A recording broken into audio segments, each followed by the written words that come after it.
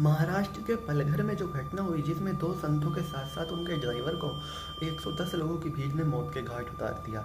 उसमें काफ़ी ज़्यादा रोष है और उद्धव ठाकरे के खिलाफ लोग लगातार ट्वीट कर रहे हैं, जिस पर उद्धव ठाकरे ने बता दिया कि उसी दिन उस पर संज्ञान ले लिया गया था और वो सभी लोग जेल में हैं। लेकिन सबसे बड़े दुख की बात तो ये है कि लोग ये जानना चाहते हैं कि जिन लोगों ने ये लिंचिंग की उनका नाम क्या था और उनका धर्म क्या था।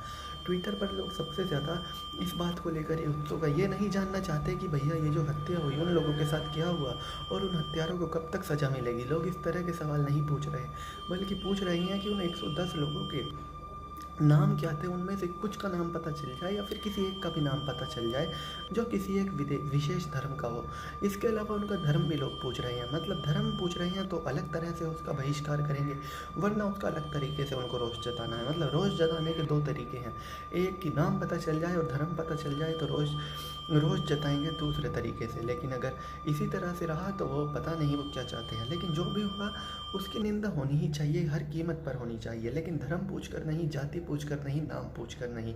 अगर 110 लोग शामिल थे तो काश हमारे देश में ऐसा कानून होता कि सभी 110 लोगों को 100-150 साल वाली सज़ा होती या फिर इनको फांसी हो जाती। लेकिन हमारे देश का कानून ही ऐसा नहीं है।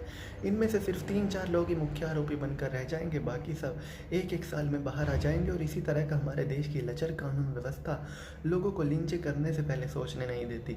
हमारे देश के लोगों में एक मानसिकता बनी रहती है कि हमारे देश में भीड़ को फांसी नहीं होती, भीड़ को सज़ा नहीं होती।